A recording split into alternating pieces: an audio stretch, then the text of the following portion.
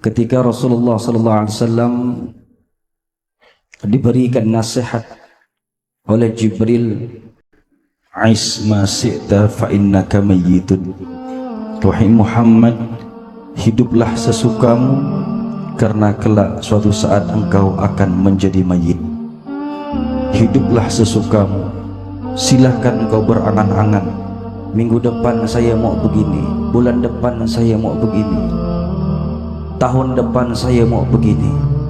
Tapi sesungguhnya engkau tidak bisa mengatur akan kehidupanmu 5 menit yang akan datang.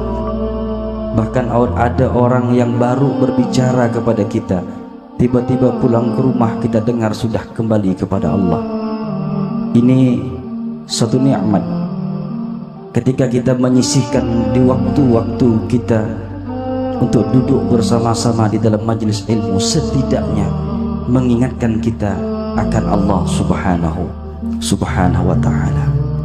Jamaah, demi Allah, mudah-mudahan kita sama-sama menyaksikan suatu saat duduknya kita sesaat di majelis ini, suatu saat akan menjadi bukti kita ketika kita di akhir hayat kita.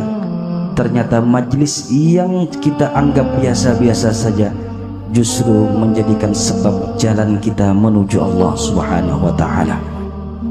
Maka kita pilih, ada perkara dunia yang kita bela-bela mati-matian, bisa saja suatu saat itu yang kita bela-bela suatu saat demi Allah, kalau tidak engkau hubungkan dengan Rasulullah, maka dia akan menyesatkan engkau suatu saat.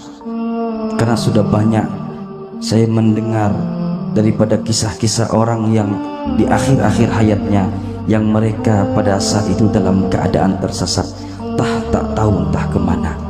Maka terakhir saya melihat video ada seorang artis yang ketika dia diperjalankan oleh Allah di akhir hayatnya, 1 jam setengah menit, 1 jam setengah dia diperjalankan oleh Allah dalam sakitnya.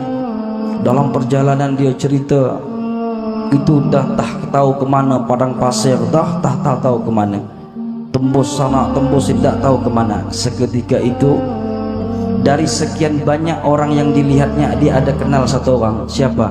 Abah Guru Sekumpul. Dia lihat dalam rombongan yang begitu ramai ada Abah Guru Sekumpul. Ini pertanda bahwa ketika kita saling mengenal dalam satu majelis, suatu saat kita akan saling tolong menolong ketika kita dalam keadaan tersesat. Hati-hati, jangan remehkan majelis-majelis yang dapat menghantarkan rohanimu kepada Allah subhanahu wa ta'ala. Jangan remehkan majelis yang dapat menghantarkan kecintaanmu kepada Rasulullah. Demi Allah, saat kau pasti akan butuh itu. Ketika lidahmu tidak bisa mengucapkan Allah, ketika lidahmu tidak bisa mengucapkan la ilaha illallah, ketika hartamu sudah tidak bisa menolongmu, seketika itu yang kau butuhkan ialah kesadaranmu, kecintaanmu kepada Allah dan Rasulullah sallallahu alaihi wasallam.